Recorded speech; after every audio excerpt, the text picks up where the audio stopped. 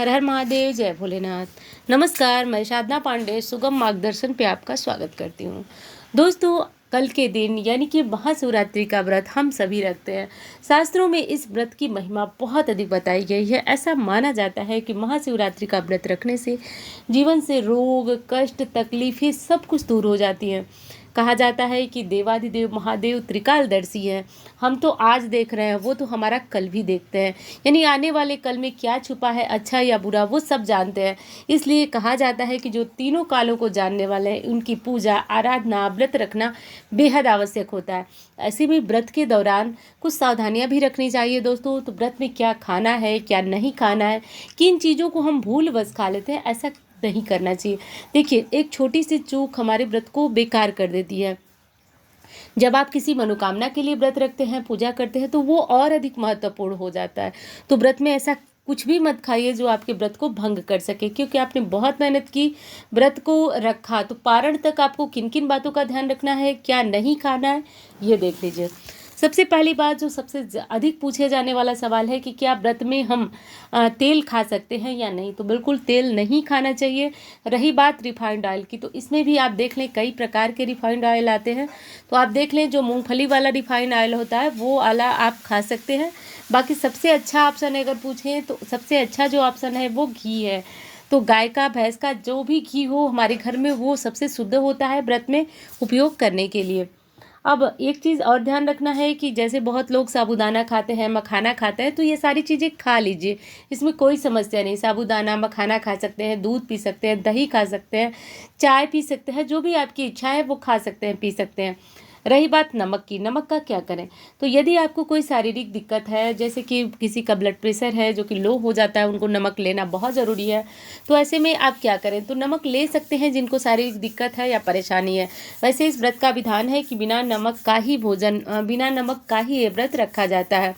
तो नमक ना लें। यदि बहुत कोई दिक्कत हो, शारीरिक दिक्कत हो, तो देख लें, उसके हिसाब से आप नमक ले सकते हैं। क्योंकि जब शरीर में क्षमता नहीं है तो आप कोई भी व्रत रखते हैं तो बहुत ज़्यादा आपको दिक्कत होती है। तो इसलिए आप अपनी सुविधा अनुसार वो नमक भी, सेंधा नमक जो व्रत में लिया जाता है, वो नमक ले सकते हैं। रही बात ये कि अब आपको कौन से मसाले खाने हैं। तो देखिए, मसाला में आप हींग नहीं ले सकते हैं। आप जो है कि लाल मिर्च भी उपयोग नहीं कर सकते, क्योंकि ये सारी चीज़ें तामसिक मानी जाती हैं, शरीर के अंदर तामस बढ़ाने वाली मानी जाती हैं। तो इसलिए इन चीज़ों का त्याग किया जाता है। बाकी मूंगफली, मखाने वगैरह सब कुछ खा सकते हैं, सिंघाड़े का आटा खा सकते हैं, फल खा सकते हैं, तो सारी चीज़ें खा सकती हैं।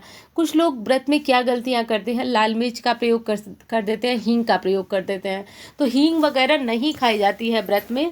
और हींग भी जो है कि जैसे लहसुन प्याज होती है जिनमें दुर्गंध आती है, वैसे ही हींग को माना जाता है कि हींग भी नहीं खा। वैसे तो दुर्गंध हींग से नहीं पैदा होती है, लहसुन प्याज भी जब बहुत दिनों देर तक हम काट करके रख देते हैं तो दुर्गंध पैदा होती है। लेकिन व्रत पूजा में इन चीज़ों का जो है निषेध माना जाता है। तो हींग या फिर इस तरह की चीज़ें नहीं खानी चाहिए। अगली चीज़ है दोस्तों कि जब महादेव की पूजा करें, आराधना करें, तो आपको एक चीज़ का और ध्यान देना है कि जो भी चीज़ें आप शिवलिंग पे अर्पित करते हैं, उस शिवलिंग पे अर्पित किया हुआ प्रसाद, भोग कुछ भी ग्रहण नहीं करना चाहिए। तो इसलिए आपको बेर खाना है, जो भी फल खाना है वो अलग से घर पे रखें। शिवलिंग पे अर्पित किया हुआ कोई भी प्रसाद ग्रहण नहीं करना चाहिए। दोस्तों, एक चीज़ और बताऊंगी आपको कि जब आपको जैसे कि व्रत का खाना खाना पड़े, कुछ लोग व्रत का भोजन जैसे कि कट्टू का आटा, सिंघाड़े का आटा, सिंघाड़े के आटे की कचौरियाँ या मूंगफली वगैरह खाते हैं। तो मूंगफली तो खैर हर कोई खा सकता है, लेकिन जो लोग सेंधा नमक खाते हैं वो लोग इस प्रकार की चीज़ें खा सकते हैं। वैसे मेरा कहना तो यही है कि एक दिन का व्रत है, और व्रत जो है बेहद ये पुण्यदायी माना जाता है। कहा जाता है कि किसी चीज़ के लिए, यानी किसी काम के लिए आप संकल्पित होकर के इस व्रत को रखते हैं, तो निश्चित रूप से देवादिदेव महादेव की कृपा आप पे पड़ती है और आपकी मनोकामना पूर्ण हो जाती है। देखिए, शास्त्र में दो व्रत बताए गए, एक तो जन्माष्टमी और दूसरा ये महाशिवरात्रि।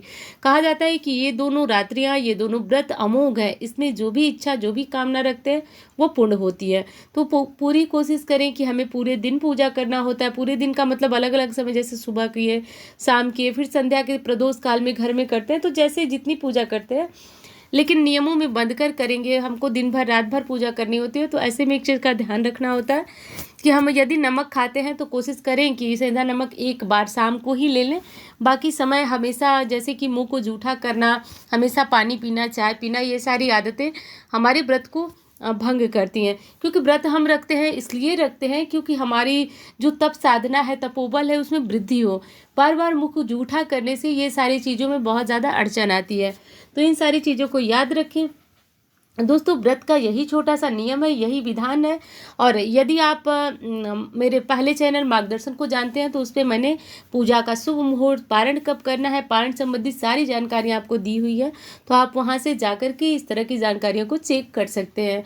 तो दोस्तों, वीडियो अच्छी लगे तो एक लाइक ज़रूर करें, चैनल को सब्सक्राइब कर लें, क्योंकि इस तरह की जानकारियाँ आपको यहाँ पर मिलती रहेंगी। और हाँ, आपके लिए वो लाइक सिर्फ एक बटन होगी, मेरे लिए बहुत बड़ी प्रेरणा है। तो आप इसको जो है लाइक की बटन यदि अच्छी लगे तो ज़रूर दबाएं। और उम्मीद करती हूँ जानकारी आपको पसंद आएगी। धन्यवाद।